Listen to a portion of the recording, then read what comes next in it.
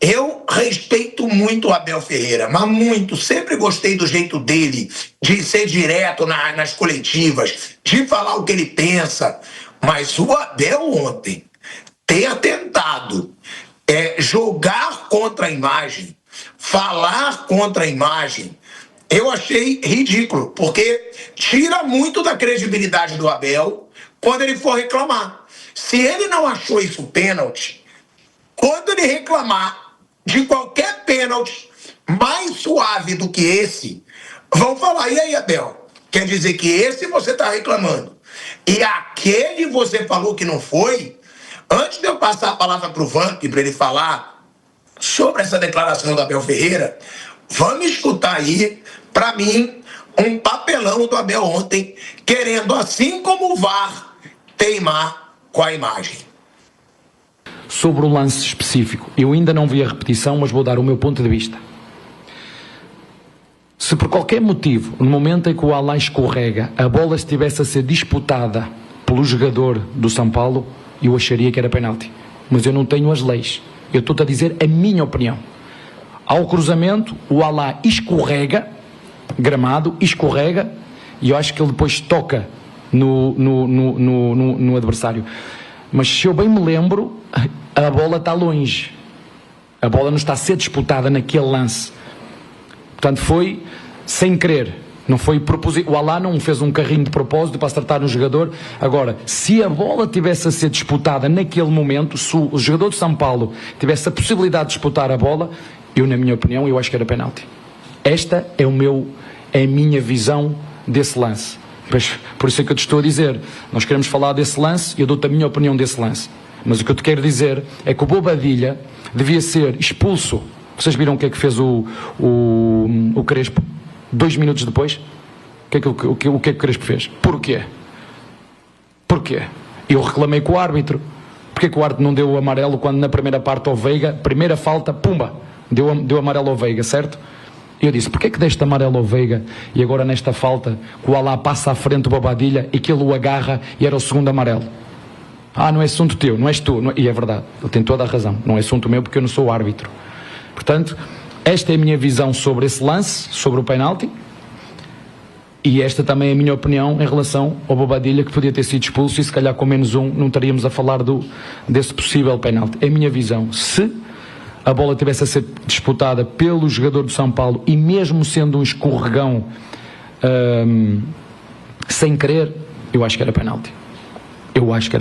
Mas da forma que foi, sem querer, com a bola já do outro lado, pelo menos daquilo que eu vi do lance, eu ainda não vi a repetição. Na minha opinião, não é penalti. Só por isso. Bom, vamos lá. Vamos botar o lance de novo, não o que eu te mandei agora, o lance do pênalti, Kaique, para mostrar que a bola estava em disputa sim. O jogador do São Paulo estava indo em direção à bola. Não estava nada do outro lado. A bola está aí, ele vai para a bola. Como é que a bola não está em disputa? Já acaba com o argumento do Abel na primeira, na principal, que ele diz que a bola não está em disputa. O jogador do São Paulo, Tapia, está indo em direção à bola. E aí tem esse atropelamento. Mas aí agora a gente vai para o outro. O outro argumento do Abel Ferreira, que ele diz assim, foi sem querer.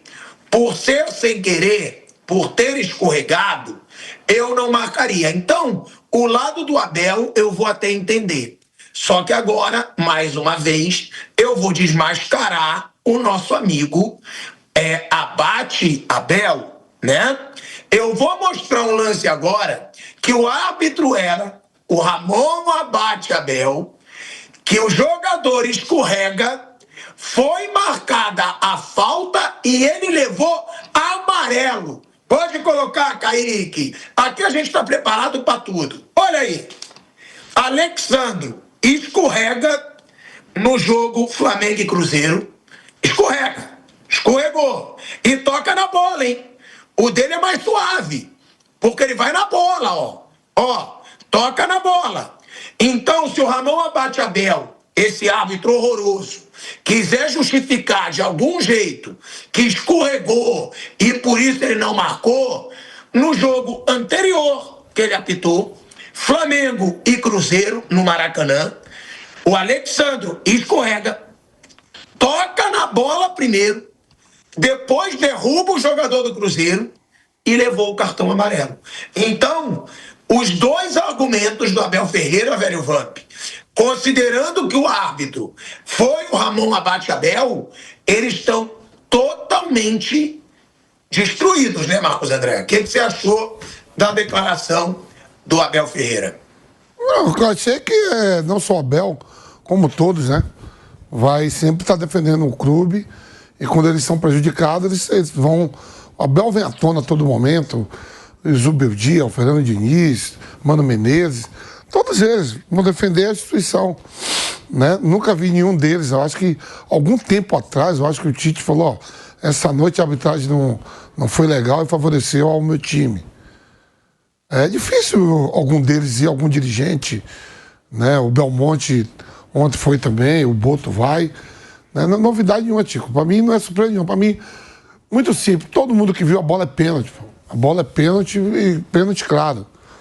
Né? Não adianta ter saída pela direita, tentar achar soluções, a regra. A bola é pênalti. Simples, bola é pênalti. Ah, se vai fazer o pênalti ou não, já é outra coisa. Mas a bola é pênalti. Já o Abel Ferreira, para mim, acho que extrapola. Ele tenta dar uma explicação que não convence em relação ao lance do pênalti não marcado para o São Paulo. Poderia ser 3-0 para o Tricolor.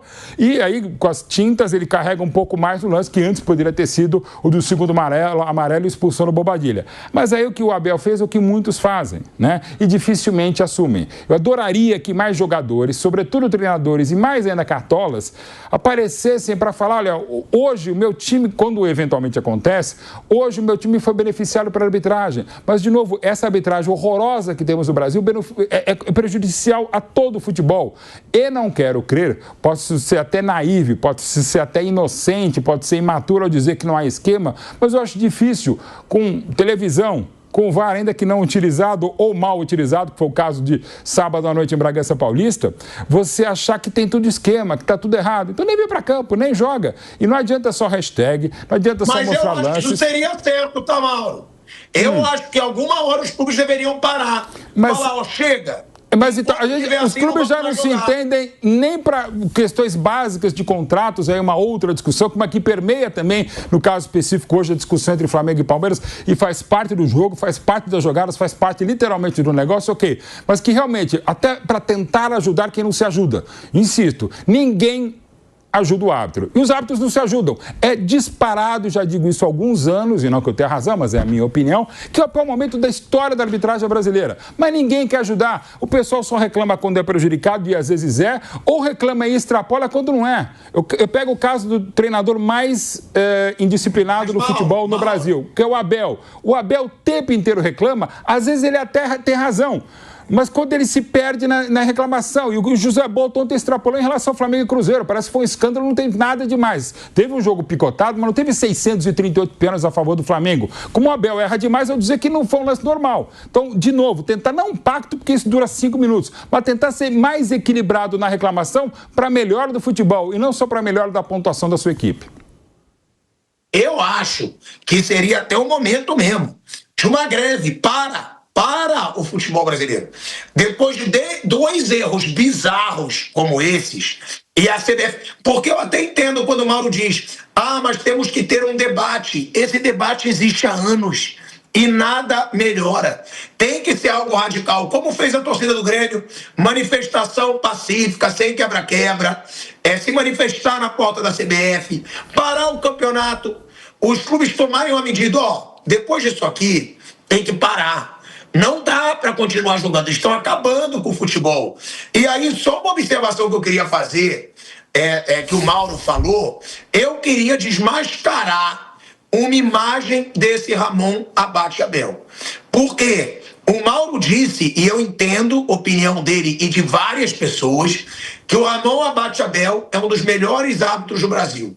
Eu acabo de vez com esse argumento. Um cara que tem os 2 erros bizarros que ele teve, tá? É claro que estão lembrando muito desse do Pikachu, né, e também o de ontem, não pode ser melhor árbitro de lugar nenhum. Mas é o que temos. Ele não pode ser o melhor árbitro nem de Marte. Mas... Se ele marcou... Rapidinho, Mauro. Se ele marcou esses 2 pênaltis. Bota aí a imagem. Eu quero ver a imagem dos 2 pênaltis. Os 2. Porque um cara que marca... Ó, esse foi o primeiro. Esse foi no ano passado. Um pênalti que ele marcou pro Palmeiras. Bizarro. Contra o Fortaleza. Olha o pênalti que esse cara marcou. Olha isso. Esse é o primeiro. Que já foi um escândalo. Esse pênalti, na época, foi um escândalo. Deixa eu botar o narizinho de palhaço para continuar. Né? Esse foi um escândalo. Aí bota o de ontem. Bota o de ontem. Kaique, por favor. O pênalti de ontem. Que ele não marcou o pênalti na cara dele. Foi na cara do Ramon Abate Abel. Porque vão falar do VAR, mas ele estava do lado. Pode tirar a tarja para dar para ver a imagem dele. Ó, tocou, ele vai aparecer no quadro. Ó, ele tá do lado. Esse cara, ele foi capaz de não marcar esse pênalti aí, ó. Olha mais claramente. Mais claramente. Ó, toma, Brum. Foi quase MMA. Ele foi capaz de não marcar esse pênalti e ele foi capaz de marcar aquele pênalti. Então, esse árbitro, pra mim, ele não é melhor em Marte, Plutão... Mas precisa ver os outros, ô Pilhado. E outra coisa, se vamos usar... Não, mas esses são 2 dos mais... Eu sei, mas você pegou 2 lances contra o Palmeiras. Então, vamos lá. Você sabe um levantamento. Então, já que é pra colocar, então vamos colocar. Ó, deixa aí pra um break, Mauro. Tá, vamos. Na Rádio Jovem Pan, seguimos no YouTube. Eu só digo que esses lances, eles são muito escandalosos. Sim. Não dá pra esse árbitro que não marcou um lance que marcou outro ser o melhor do Brasil. Não dá. Você vê como é o nível da arbitragem. É um dos melhores. Eu ainda acho o Rafael Claus o melhor, até pela experiência, que também erra porque todo mundo erra. E, de novo, insistindo, a regra permite que eu fale que ele está errado, mas ele pode falar, mas por esse aspecto eu posso estar certo. Porque, de novo, a regra é interpretativa, subjetiva. Ninguém aqui é dono da razão e da verdade, embora nesse caso específico, nesses 2 casos, a arbitragem foi muito ruim. A gente comentou a época aqui... Estava na Jovem Pan já, de volta. Eu comentei aquele jogo pela Jovem Pan e comentei esse aqui também, os 2 lances absurdos, né? E esse, o primeiro do lance do Pikachu, é infelizmente usual. Até se a produção quiser pegar, é mais um trabalho, é um lance parecido com o pênalti que eu já comentei que o Douglas Flores marcou no primeiro tempo da primeira partida decisiva do Paulistão 2022 no Morumbi. Aquela vitória do São Paulo por 3-0, é um lance muito parecido com aquele. Mas eu só quero citar um levantamento que não é meu, mas é feito pelo Bola VIP, de hoje, de 1 hora atrás, que é um levantamento que aí também não tem como você errar, porque é um fato, o que não significa dizer que haja algo premeditado. Aliás, algo que o Flamengo tem feito, que eu acho extremamente discutível, antes do jogo você pressionar a arbitragem, colocando os resultados, embora factuais, das arbitragens antes do seu jogo, faz parte, mas achei legal a campanha que o Flamengo falou a respeito do bola em campo, eu não lembro qual era a hashtag, bola rolando alguma coisa, a gente está revendo os lances, mas só para dizer que por esse levantamento publicado há 1 hora e pouco pelo Bola VIP, desde 2021, Brasileiro 2021, pegou todas as grandes equipes, ou a maioria delas, e se pegou cada árbitro que apitou, quem... Digamos, e isso repito, é um dado, o que não significa dizer uma análise, são coisas bem distintas. O árbitro que menos fez a equipe pontuar e o árbitro que mais fez a equipe pontuar. Os jogos em que o Palmeiras é arbitrado pelo Ramon Abate, de todos os árbitros do futebol brasileiro, é onde o Palmeiras menos pontos consegue, 1,3. E se eu não me engano, agora não lembro qual é o outro árbitro, o Palmeiras em média consegue 2 pontos por jogo. Pô, 1,3, claro, é uma média, você pode ter 0 ponto, 1 ponto ou 3 pontos numa partida. Então, quando o Palmeiras tem jogos apitados pelo Ramon Abate Abel desde 2021, o Palmeiras tem menos pontos do que qualquer outro árbitro, o que não significa dizer que ele seja contra o Palmeiras, até porque esses 2 lances são claríssimos. Não houve nada naquele pênalti do ano passado e ontem houve muito pênalti em cima do jogador do São Paulo cometido pelo Alain. Então, assim, só para pontuar isso aí, porque se for a gente começar a mostrar erros absurdos, a gente vai ter. Claro que é até uma questão lógica, de matemática e de futebol. Para algum time vai ter mais, para outro time vai ter menos. Mas daí achar que há um esquema, não. Eu insisto e quero insistir que são erros terríveis de arbitragem, de má formação dos árbitros nas escolas, de má preparação dos árbitros para os grandes jogos, de más escalações também. Pelo menos já não tem mais a excrescência que o Estatuto de Torcedor tinha feito em 2003. Vai lá, Pilhado. Eu vou precisar voltar para a Rádio Jovem Pan. Voltando para a Rádio Jovem Pan aí. De volta, hein? De volta à Rádio Jovem Pan.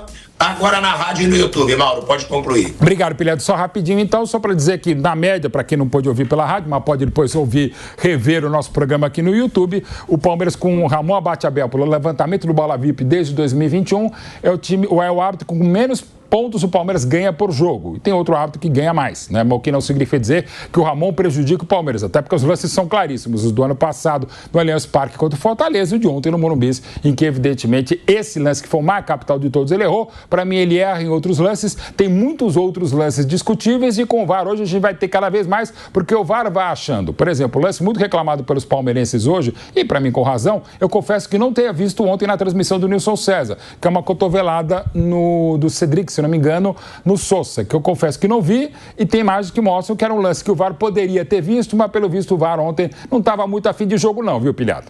E nem o árbitro também. É meio bizarro, né? É meio bizarro. Eu não coloco o Ramon Abate-Abel entre os melhores árbitros do Brasil. Sei que é difícil ter melhor, mas eu também coloco o Klaus. O Vamp falou aí da diretoria do São Paulo. Vamos mostrar aí as declarações. O Crespo, ele foi muito forte. O Crespo falou que nunca, em 32 anos de carreira, viu algo tão escandaloso. E o Belmonte, diretor de futebol do São Paulo, também falou. Então vamos colocar aí as declarações do Crespo, técnico do São Paulo, e do Belmonte, diretor de futebol do clube. Sabemos las dificultades que tenemos como equipo, nuestras virtudes y nuestros límites. Y sabemos que puede pasar, sabemos la realidad de Palmeiras, la realidad de San Pablo, entonces puede pasar que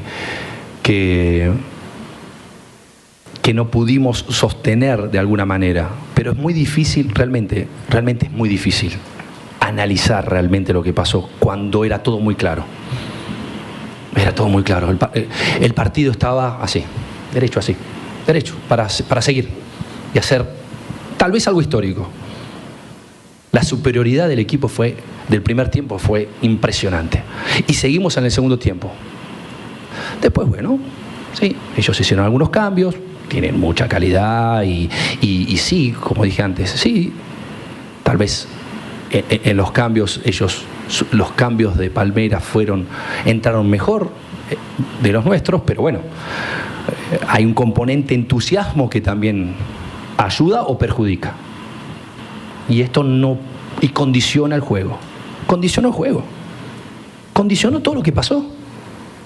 Entonces, sí, después vamos a hablar. Sí, podíamos marcar mejor en algunos goles. Claro, sí. Sí, no tengo duda de eso. ¿Podíamos finalizar mejor? Sí, también. Pero es muy difícil. Cuando uno ve lo que pasó hoy, es muy difícil hoy, en una conferencia de prensa, analizar tranquilamente esto. Sí, en estos días, tranquilos, vamos a analizar, podíamos hacer esto, podíamos hacer lo otro, quien entró podía ser un poquito mejor. Sí, perdimos un poquito en esto. Sí. Pero en este momento, pedirme un análisis después de lo que vimos. O sea, perdón, ¿yo estoy loco? ¿O estamos hablando es verdad que yo estoy hablando en español, ustedes en portugués, pero ¿yo estoy loco o vimos el mismo partido? E a impressão que eu tenho é que o Wilbert Estevão da Silva não veio hoje. O cara que comandava o VAR, acho que faltou. Quero até saber da CBF se ele faltou, porque não é possível o pênalti que ele não deu no Tapia, quando o jogo estava 2-0, é inacreditável o VAR não chamar. Depois a entrada do Andrés por cima, sem maldade, o pé dele passou por cima da bola, no meio da canela do Marcos Antônio, e também não ser expulso, e o VAR não chamar, é inacreditável. Agora o pênalti quando o jogo estava 2-0, em cima do Tapia, que o VAR não chamou, é uma das coisas mais inacreditáveis que eu vejo do VAR no futebol brasileiro. Dentre as muitas inacreditáveis que a gente tem visto no VAR. Eu quero entender por que o Rigoni foi expulso contra o Fortaleza e o Andréas não hoje. Curiosamente. E curiosamente, a gente fica se perguntando onde está o VAR, que interfere em todo momento quando não é para interferir. E quando é para interferir, não interfere. Vocês me desculpem, mas o VAR no Brasil é uma vergonha. Olha aí, ó, é a indignação, né, da diretoria do São Paulo, é a indignação do treinador do São Paulo. O próprio Flávio Prado já falou aqui, eu discordo dele, tá? Mas ele já falou aqui que por ele acabaria com o VAR no Brasil, porque para ele piora, o VAR só piora o trabalho, né, no Brasil.